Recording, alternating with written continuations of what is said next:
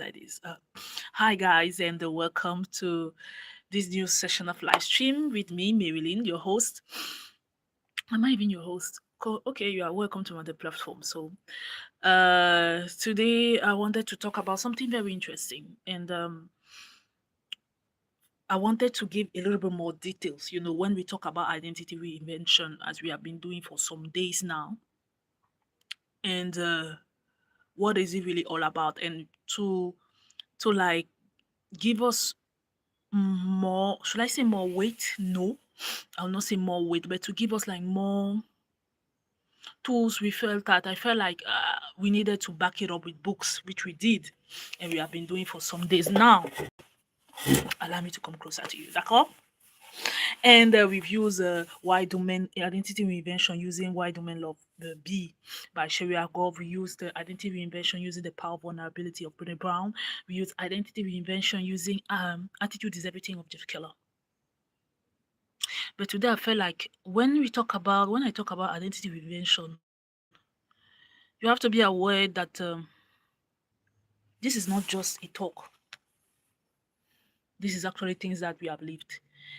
And let me present again myself, Marilyn. I have a law background that I ditched, and no, I'll not say that I ditched. I got redirected, and I found myself in media. It was not planned. I worked for TV stations, major media companies for 8 years. I was in charge of content creation when it comes to TV station. I was in charge of programmation, and after that, I got redirected and I found myself into media production. That is camera, getting skills and experience when it comes to camera, when it comes to motion graphic design, when it comes to video editing, when it comes to photography for over a decade now. And from all that, I told you that I've voiceover training as well and different courses that I take along the journey. And from all that, I told you that our aim is to help women reinvent themselves. But I feel today I had the perception today that maybe I should give a little more details when it comes about that reinvention, because we are talking. I want to give more details because when I say I was in law background, I was in law school, sorry, and from there I switched to media. It was not planned. I have to explain a little bit what happened for you to understand that it was indeed a reinvention already in my early 20s. It was already a reinvention, but I did not know because I was trained in a particular way. Thank God for that. I was trained a particular way, given a particular mindset, which was failure doesn't exist. And that's one of the things that I wanted to talk to you today about when it comes to identity reinvention. Failure doesn't exist. Failure is a perception. Failure is an illusion. Failure doesn't exist. If you did not know that, let me announce it to you today. Failure doesn't exist. The only time that human being can say that you have failed is when you are in a call. And even then, we have discovered the human history has taught us, that there is a lot of people that were labeled as failure. As soon as they died, it's like veils were removed from the eyes of people, and realize now, wow, they impacted so and so. They impacted so and so, and today they are celebrated. But when they were alive, they were labeled as failure. They were labeled as crooked. They were labeled as selling illusion to people, and so forth and so on. But when they died, people assess their life and realize that, oh, wait a minute, these people were really, in fact, they were genuine. They were genuine, and that's what has happened. So failure doesn't exist. Just give me a moment, and I'm back with you.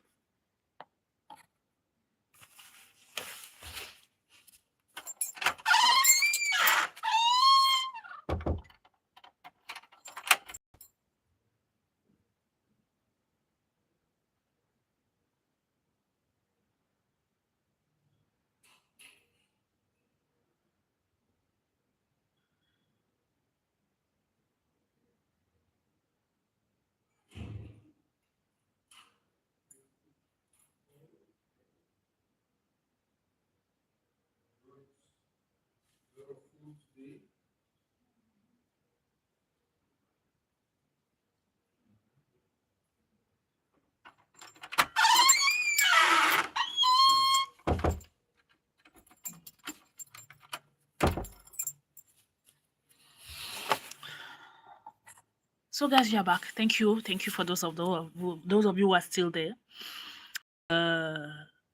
So where was I? Please, somebody can help me. Where was I?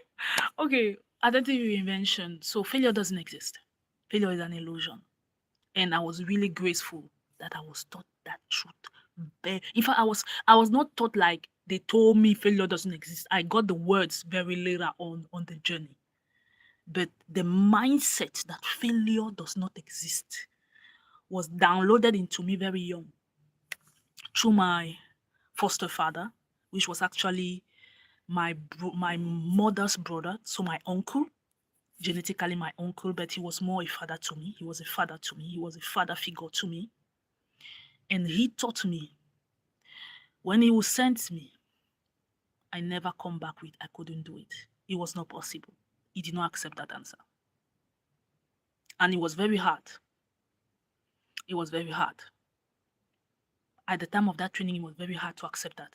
That he would send me to, it started with small steps.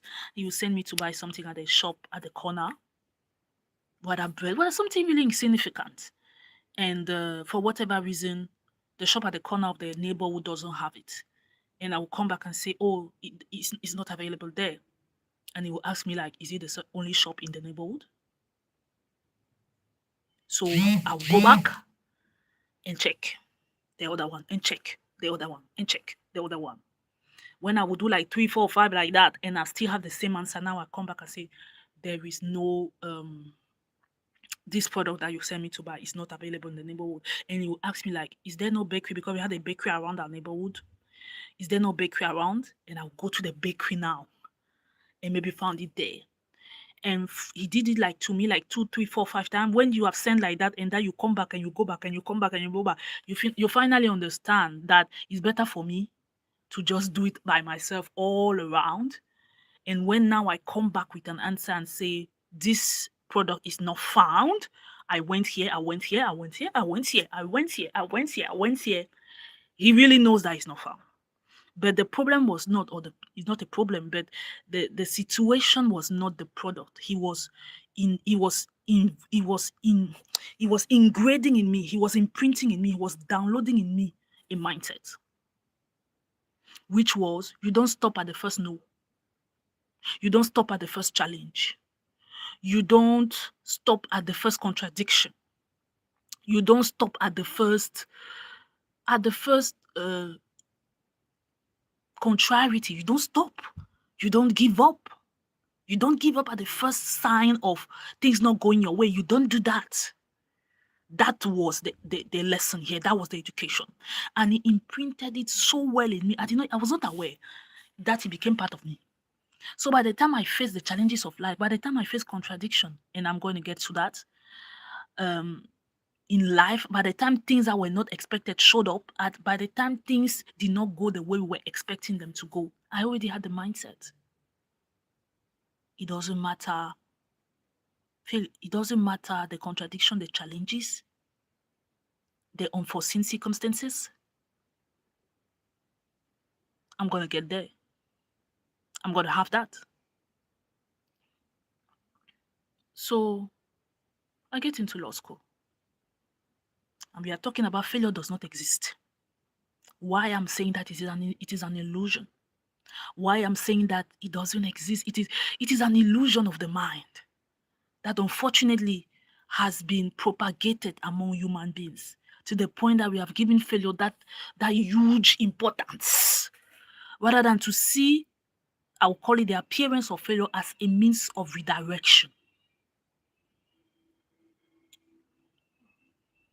So I get into the law school, I'm 17 years old. A student, always been an A student. So for me, it's not a big deal. But number one. Number two, I have law in my blood. My father is a lawyer. He has a firm. Like I grew up 4-year-old and being in the office of my father and he was discussing with his clients. This is not Like, it's just that you have to get the degree. You understand? And I passed my first year flying first year. And I get to the second year. And then something starts happening.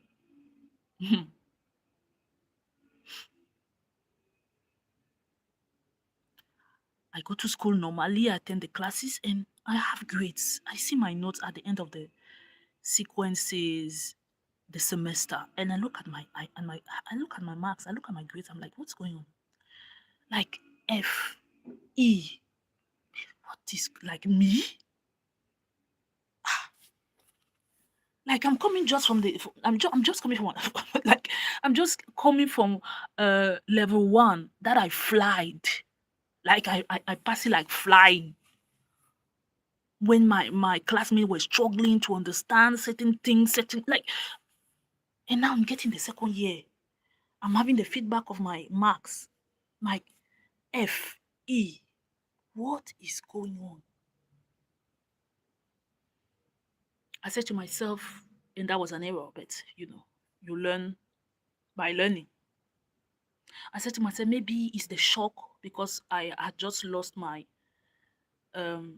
father, my foster father, that is my uncle, and it was a real shock because we were entering in that phase. I was so excited that I would be to university and have him, and our our relationship was already a great relationship, was evolving in a way that he was becoming more like a mentor and a friend to me. And he went so abruptly, and it was unforeseen, and I was not ready for that. But are we ever ready to see a loved one leave us? I'm not sure.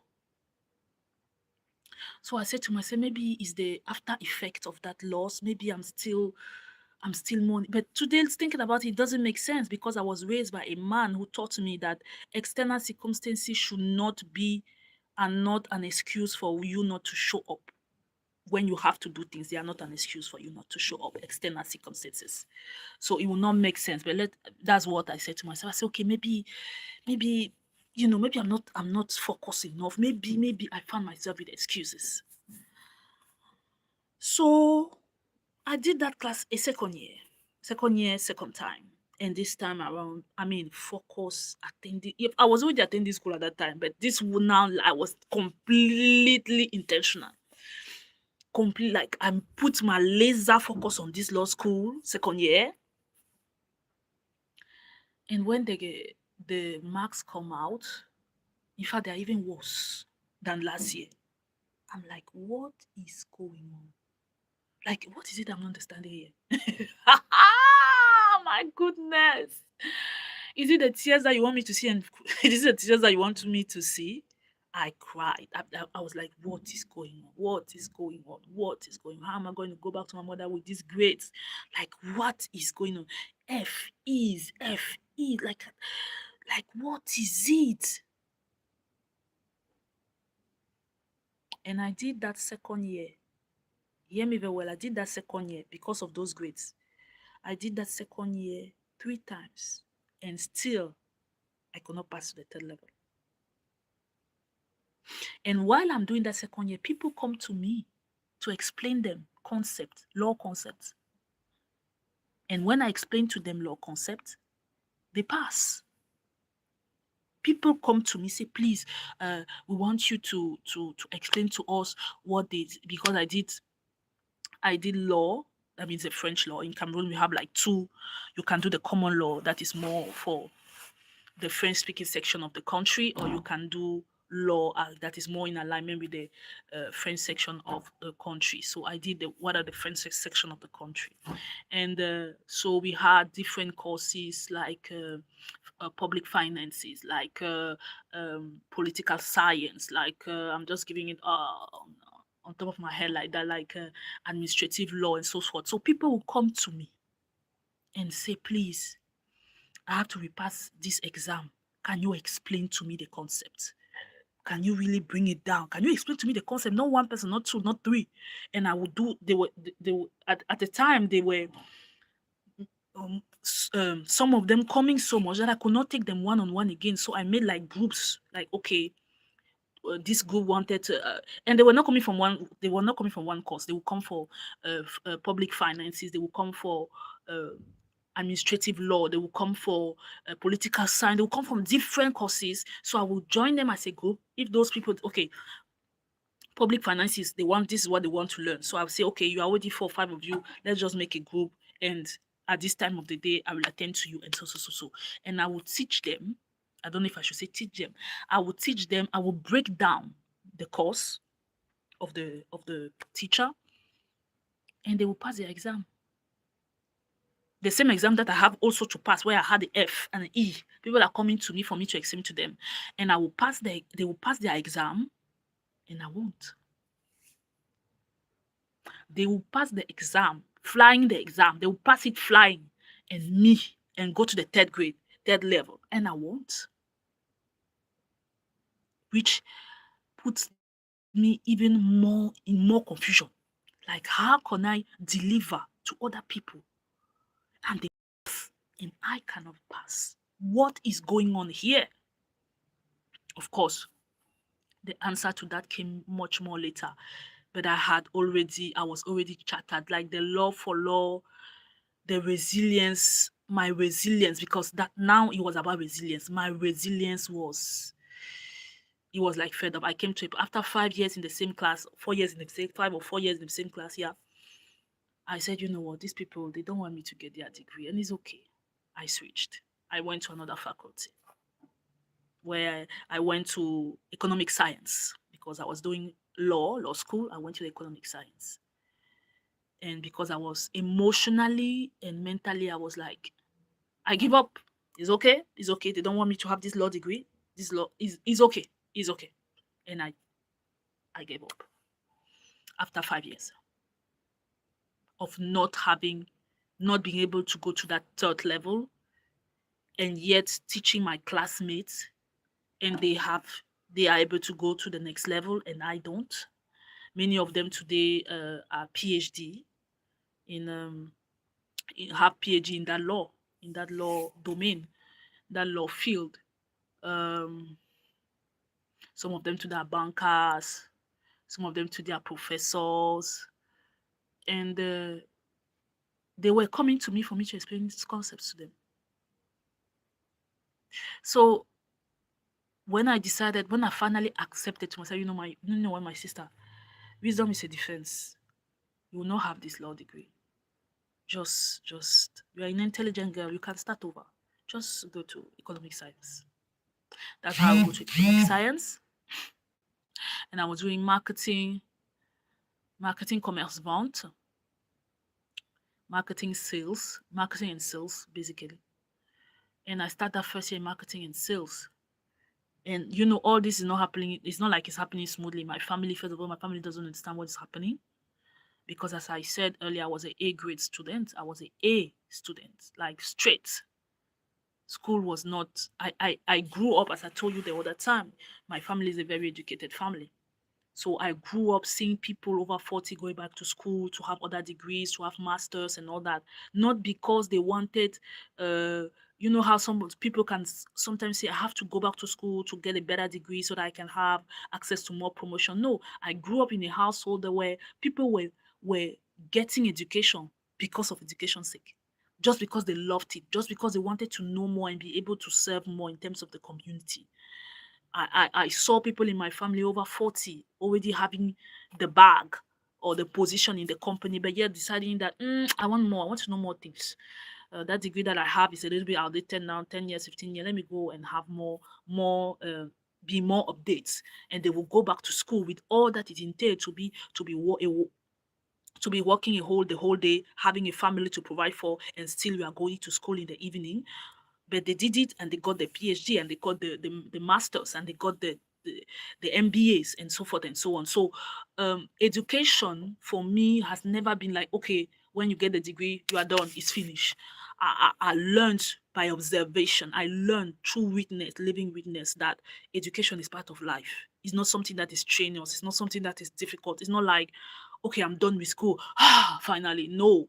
Because what you learn in school is not just for school's sake, but is actually to be used to make your life better, not in terms of your life, but in terms of salary and no, but the knowledge that you get there to be able to apply it, and with that application to help others. So I was trained that way. That was my perception for education. So it was a real confusion in my family. They were not understanding what was happening, and they could not believe when I was saying that I'm attending it, because they started believing that probably I'm not attending the classes. Probably I'm just, going around, and that's on the day of the exam, I cannot write anything because I don't know anything. And they could not believe that how can I mean that I'm going to the classes, attending all the classes, doing all the homeworks, and patati and patata, and at the end of the day, I'm bringing F's, I'm bringing E. I cannot cross a mere second level of law school. Like, what do you mean? People are here doing medical school and engineering school, and they are flying, and you are here small law school. You cannot graduate. Like, what is going on? And my family could not believe. It was not believable. Probably, certainly you are lying somewhere. Certainly you are not attending the classes. Certainly you are not serious in that university you are doing. So the emotional, also the emotional hurt, that how do you explain that? How do you articulate this? You are probably lying. It's sure you are lying. And one day, as I'm going to class, or I think I finished a class, and I'm heading back home, it just struck me. It just struck me with the idea, it's time for me to get into the professional world. We are talking about failure doesn't exist. We are still on the topic. Failure is an illusion. It just struck me. It just came on me like an awareness. Like, it is not.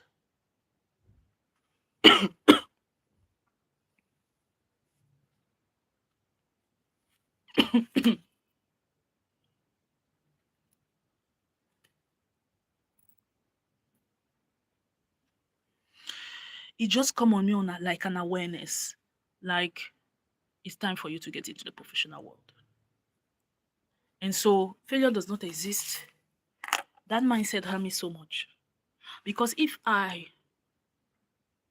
got stuck with what happened with the law school and said, oh, it's the end of my life. Look at, because one thing that experience wanted to instill in my mind was the idea that I'm foolish and that I'm good for nothing. But because of the training, the mindset that was ingrained in me, that failure does not exist. Redirection exists. Redirection exists.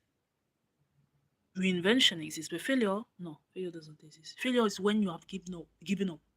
That's when you failed. And so I said, okay, it's a redirection. I'm going to take another road. I'm going to take another road. But I will not allow the experience of this school to ingrate in me, to talk into me the lie that I'm good for nothing, that I'm stupid, that I don't know how to make the right decision or the right choices. Like, I talk to myself that way. I say, no, I know what you are trying to do, law school, or the events around the law school. You want to ingrate in me the idea that I'm foolish, that I'm good for nothing, that I do not make good or right decisions, but I'm gonna prove you wrong. You see, all this false identity of me you want to give me is not me. It cannot be me. I'm not be raised to be that person. And so, as I'm attending I'm in my first year of the um, social economics, economics, and one day after school, it just dawned on me like, sister, it's time to get into the professional world. Mind you, I do not have a university degree. And I just say it's time to get in the professional world. And my whole being came in agreement. I say yes. And from there, I started planning. By planning here, I mean, which field am I entering? I said media. Why? Because during all these years that I started university, I had also done internship in already media companies, and I was so good at it. People were loving it when I was on TV and patati and patata. So I already had gigs here and there in the media space. But because the law school is so intense, I could not really, it was really during the period of the holidays, but after that, I could not really sustain because the intensity of the courses and the training when it comes to law school. So I said, okay, I'm going to get in the media space. I've been doing that like just for fun. My family was allowing me to do it like just for fun and to get the experience of life. But I'm going to get in the media space. I'm going to get into this particular company. I'm going to be paid this particular amount of money. I'm going to have an office for myself. Like I framed everything of how my life will look like. And I did not tell it to anybody. Why? Because if I had told it to my family, they would say I'm crazy. Look at you. 5 years, 6 years in university, you don't have any degree, and you have even switched school. You are starting all over, according to them. You're starting all over, and I'm going to come back to that concept of starting all over. But not today. You're starting all over, and now you are saying that you are going to get a job. You don't even have a degree, not even a mere +2 level 2 law school. You say, who will employ you? Who will employ you? Who will trust you with this company? Like, what are you talking about? So I kept it in my heart. My vision was clear. I mean, clear. If there was no shadow, I knew exactly where I was going. And because my vision was clear, I had from the time I decided that in my heart that it's time for us to go back to enter into the professional field, I started having proposals of proposals coming from different field, coming to me, oh, come and work here, come and work here, come and work here. And I denied all of them, 7 to be precise. I denied all of them because it was not what I had picture for myself. It was not what I had picture. So I started denying them. And guess what? Something like maybe, I don't know, 3, 4 months, 5 months, 6 months after I made the decision in that why I was coming out from the class, the company that I was targeting made a public call for recruitment. And to cut a long story short for today, we were there, I don't know, maybe 100 or more. And from that batch that they called, I was the only one that finally they recruited. They took also, I think, 2 other video editors. But from my field, that means the host field, I was the only one. And you were there like 150 that day to do because there were like 3 levels of there were like 3 levels of interviews. There were interviews, there were face to face camera, also tests to do and all that. There was a lot of there were a lot of steps to go through. All of this to say failure does not exist. So this is a girl who apparently does not have a degree, and she's seated in an office doing programmation. After some months, they give me the ability to be part of the morning show and so forth and so on. Creating content, creating programs for them. And I did not have a degree. Of course, after I get in, I went back to school, even in classes. But no more university now. It was like, no, that university, no, it's not working for us. I went to a private school.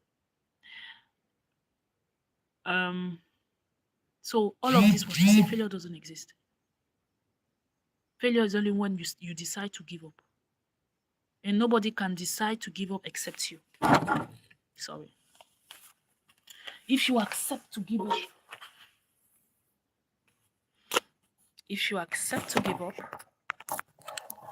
then the person that really loses here is you. No matter what other people are saying.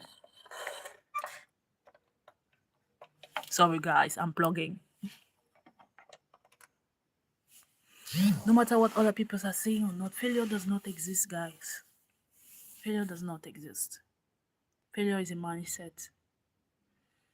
Failure is something that you've believed, and most of the time that thing that you believe has been told to you by somebody else. The story is long. We're gonna continue. We are here. We're not going anywhere.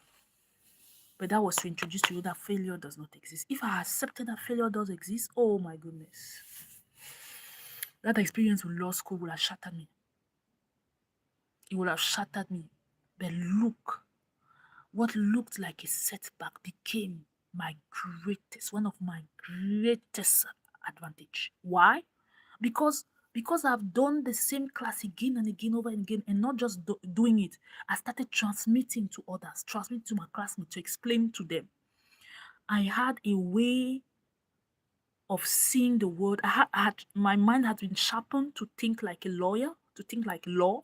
So I was not just using words when it comes to communication. When I started working in media and being in hosting programs, I was not just talking words for words.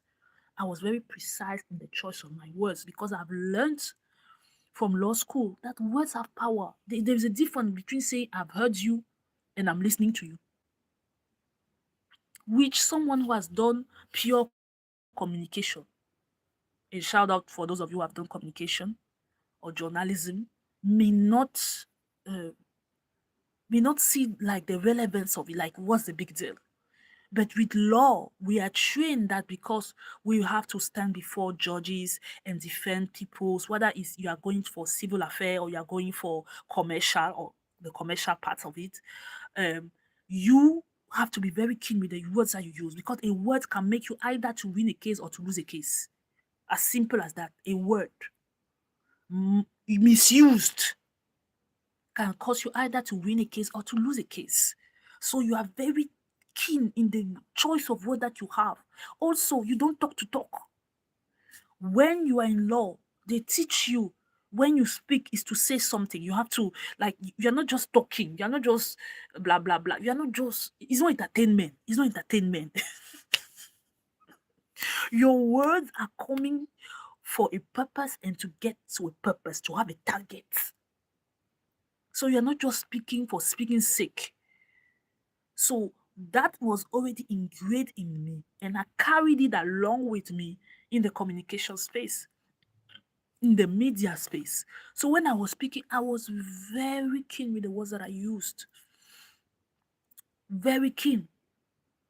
I would not be the one to spread an information that I was not absolutely sure about.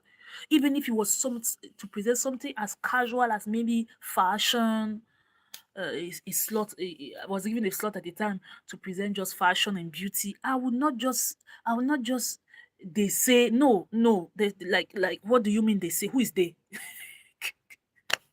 My information has to come with a source that can be verifiable, a source that can be um trustworthy because of the background that I was coming from, which is law. So we are not just talking to talk.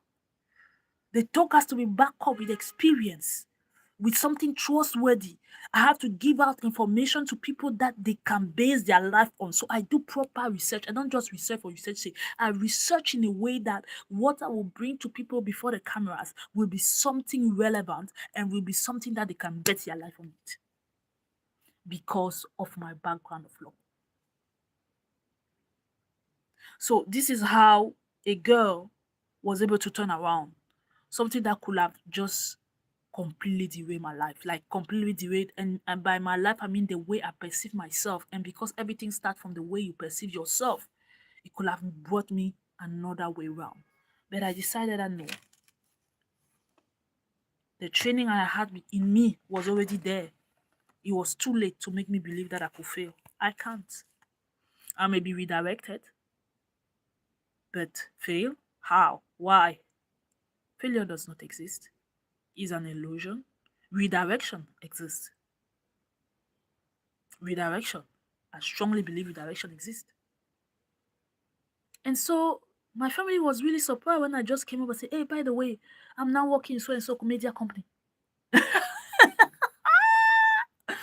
Till today, they believe that it was like a kind of a chance, kind of a, oh, yes, you did one or two intention with them. Probably they just thought about you and they called you and they da da da da da da. They believe like it's just it's just a, just kind of chance. But even with chance, like you, ah, that's a story for another day. So failure does not exist, guys. That's the number one. Failure is a perception. Failure is an illusion. You can receive it or you can refuse it and say no. I refuse to take. You refuse to attach that event and to give to that event the stigma and the label as a failure. You refuse to see that as a way, as something that has made you to fail, but you see it as redirection. And everything that you have learned in the course of being on that path, you will still use it where you are going. Is it not what I'm doing now? You will still use it where you are going. Number two, and I said it during the talk, people can only label you as a failure when you died. And even then, because there is a lot of heroes, there's a lot of people we celebrate today that when they were alive, they were considered as failure. And when they died, people realized suddenly that they were not failure. They were actually impacting life. They actually changed the course of history. We have so many examples, like in every domain across the board. We have so many examples of people that were looked upon like fools, like failures, like deranged. And then when they died, people were like, wait a minute. This is what they did. This is what they did. This is what. And the example that come on top of my head right now is somebody like Nikola Tesla that is dead like for almost 100 years now, but it's only now that people are like recognizing that Nikola Tesla was a genius. Probably also due to the fact that one of our billionaires have decided to name his company after his name, his car after his name. So maybe also that helped. But for a very long time, people did not know Nikola Tesla. Who is Nikola Tesla? What does he do? Tesla is not just a cow. It's the whole story of a man's life. And when you see how Nikola Tesla ended up his days, man, it's painful. The day I went through his story and I learned the way he ended up his days in this earth, it was so lonely. I was like, how could somebody that has given so much to humanity finish this lonely, finish this forgotten, finish this outcast? But today he's regaining back his golden medals. People are recognizing him more and more, more and more. A lot of the stuff, Wi-Fi, electricity, a lot of the stuff that are becoming like we cannot live without them in this century. We owe them to him. We owe them to him, but he was forgotten from the history books for a very long time. A very, very, and he was forgotten purposefully. So being a failure, it doesn't exist. As long as you, the person, you are not embracing it, you are not accepting it, you are not incorporating, like you are not embodying, you're saying, no, this is not failure. Me, fail. Oh no. You're not talking about me. You're talking about somebody else. Me? No. As long as you are not accepting that identity, you are not accepting it, it cannot be you. It may take time to human beings to come to that realization, but as far as you at your level, you are not integrating it and accepting it, you can't be a failure. How will you be? This amazing human being that you have, with all the experience that you have put together, and the amazing thing that you're able to do, you a failure just because what? A school didn't work out. Well, because what? A business didn't work out. Because what? A relationship didn't work out. Because what? So that's all that can measure your life, to say, to give you the label of a failure, and you accept it because you did not get to the proper school, or because you did not get the business, or did not get the degree, or you did not get the relationships. Now you accept that the whole of you, this amazing human being that you are, to be labeled as failure because of that. No, no, no, no. Third thing, don't confuse redirection. I said it already with failures. I'm just giving you the point, but I've already said it all in the story. Don't confuse redirection with failure. When you start seeing those things, those unforeseen circumstances, when things didn't work out the way they were planned, and so forth and so on, when you start seeing them as rather you being redirected than failure, it changes the whole game. It changes the whole game. And number four, and I'll finish with that, failure is an attitude. Failure is an attitude of the heart. Failure is a state of the heart. It's like if you know I'm not a failure, I can't. Like how? Like where? Like how is it even possible? for me to be a failure. Me. Ah, me. No, it's not me. You're talking about someone. You don't know me. If you look at me and say I'm a failure, it's just you are just telling me you don't know me, and it's okay. As long as me, I do not believe that about myself. It's okay. You can believe whatever you want to believe. It's time that is going to show us who was actually right. That I'm not going to fight with you and say, oh, I'm not a failure. You know that you think that all this time when my family was, my family was crying upon my case. They were scratching high. What are we going to do with this girl? 5 years, no degree to show from law school. And then when they were still thinking what to do with me, I had already gone ahead. I came back with the job. Came back. If I was not a job, I came back with a position in the media company. I had my image on billboards. That girl that they were scratching their head and say, oh, 5 years, 6 years in law school, no degree. That girl was having her image plaqued out in the town on billboards. I had already gone ahead. Because if I had told them, you know what, I think it's time for me now to get in the professional world, they would have laughed at me, or they would have looked for the smallest, insignificant job to give to me. Your life is in your hands. Nobody can decide for you. In fact, people can decide for you, but they can only apply it if you allow them. If by your choice you give your authority to someone else. But your life is in your hands. People may look at you and look at your background and look at your experiences and judge that, okay, this is only where you can go because of this and that and then and the third. And they may be right. But you, what do you see about you? You, what do you see about you? If I had gone to my family and say, you know what, I think it's time for me to get a job, they would have laughed at me. Who will give you a job? You're in the university for 6 years, 7 years, no degree to show. Who will give you a job? Why? And even if they say, okay, you are right, you need to do something because it's like school is not going. Oh, it's not going. We need to find something. They will have find me any kind of job. The girl was not going to that. The girl was heading high. I want to get into this media company. I'm gonna have this position. I'm gonna have this, the privilege, the advantage. As everything was laid down clearly in my mind and in my spirit. Clearly seen. I was seeing it clearly. I will be paid this amount. I will have this advantage. I will have this. I will have this. And like everything was clear in my spirit. And if I had gone to them with that idea, they would have told me, my sister, you dream too much. You dream too much. So I did not tell them because I love them. And I love myself enough to know that if I dare to present it to them, they will crush my dream. Not only crush my dream, they will bring up all the reason why it cannot work. And at that time, intuitively, nobody told me. I knew that I needed laser focus on this new step that I was taking. I did not need people to come and tell me all the reason why it cannot work. I did not need people to come and tell me all the reason why I was aiming too high in view of my past experiences, in view of my background. I did not need those type of people. So I kept it to myself. I kept it to myself and I just brought it to them when it was already done. Say, oh, by the way, I have a job. How? When? Like, what happened? I did not get into the details. I allowed everybody to let his imagination work.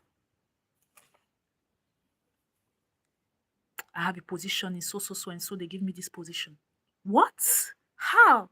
Did they contacted you? Did they? I did not respond. You know how most of the time when people ask you a question, they don't really want you to answer. Because they have already their precondition, their pre-answers in their mind. So you just allow them to go and to imagine whatever they want to imagine. So failure is just an idea. Just an illusion that you can choose to buy or refuse to buy. And I'm admonishing you today, I'm encouraging you today to refuse to buy that failure exists in your life. You can't fail. This glorious you, this amazing human being that you are, fail. Do you know what is failure? Do you know what is failure? Don't we know, you and I, we know stories of people that invented things out of a failure. They wanted to do so, and the thing didn't work out. And the thing that did not work out finally became the invention. Failure? Failure does not exist. It's only an idea, an illusion of the mind that unfortunately has been passed down to people to keep them low, to keep them down. Failure does not exist. I don't care your faith, your background, the circumstances that showed up, the contradiction, the challenges. Failure do not exist. You have this. If there's only one thing that you get from this video, it's this: failure do not exist. If you can only accept it, take it in your own being. Failure does not exist. Failure doesn't exist. It's on this note that I'm leaving you. If you want more and if you want to be accompanied into this journey of identity reinvention, don't forget to contact our team. The email is going to be in the description box. Failure does not exist, and I will conclude with this thought. Be open to learn, be open to receive, and be open to grow. By the time you accept and you integrate that failure does not exist, what it does is that it makes you to be open to learn, open to receive, and open to grow. From that experience of law school, when I decided and I realized that I may not really know why things went down this way for me, but I know that it can only be for me. It can only be for my growth. It can only be for my expansion. It can only be for my advancement. It can only be for me. So rather than to take the hurtful part of it and say, oh, look at what they did to me, blah, blah, blah, blah, I took the skills. I took the manner of writing and of speaking of a lawyer, and I turned it into something valuable. And I started being paid to speak, which is basically what a host does. You are paid to speak and sometimes to write. But basically, that's what people that are in communication media do. They are paid to speak. So be open to learn. Be open to receive instruction, redirection, counsel. That may even come from a child, but that will change your life, and be open to grow. Failure does not exist, guy. Failure does not exist. If there's only one thing that you girls can learn today, failure do not exist. Bye-bye. See you next time tomorrow.